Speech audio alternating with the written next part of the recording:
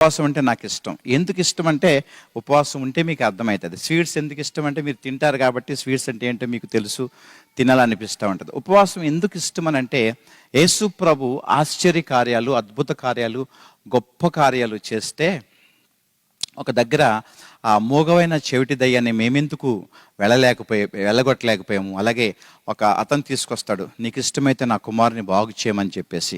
అయితే ఆ శిష్యుల యొక్క యేసుప్రభు శిష్యులు అది చేయలేకపోతే మేమెందుకు చేయలేకపోయామని అడిగితే ప్రభు చెప్తాడు, ఉపవాస ప్రార్థన వలన తప్ప ఇలాంటివి అవు.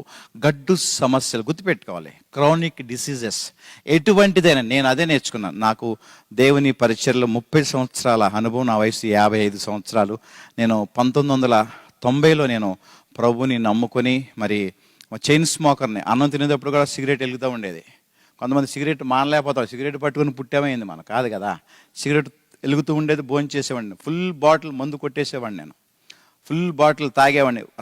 వాటర్ లేదు, సోడా లేదు, కోకోనట్ వాటర్ కలిపేవాళ్ళం కాదు, ఫుల్గా తాగేసేవాడిని. అలాంటి పరిస్థితుల్లో నుంచి ప్రభు గొప్ప మరి విధంగా నన్ను పట్టుకొని దేవుని సేవ కోసం. యేసుప్రభు అంటే నాకు ఇష్టం ఉండదు, మా నాన్నగారు పాస్టర్, మా అందరూ పాస్టర్లే.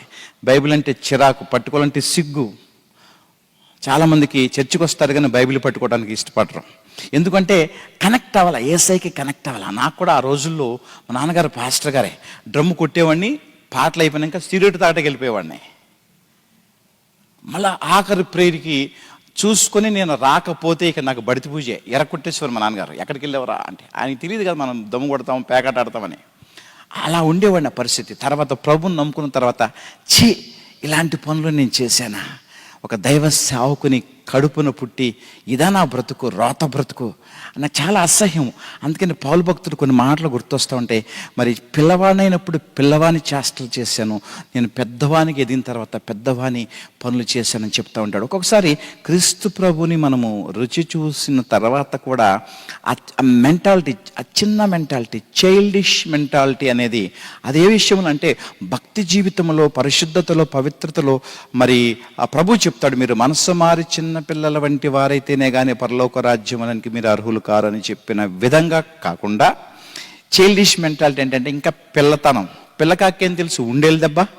సో యేసయ్యని నమ్ముకున్న తర్వాత ఆ చిన్న చిన్న పిచ్చి పిచ్చి పనులు, మరి ఇంకా లోకపరమైన విషయాలు మనము మానకపోతే దేవుడు మన దగ్గరికి రాడు.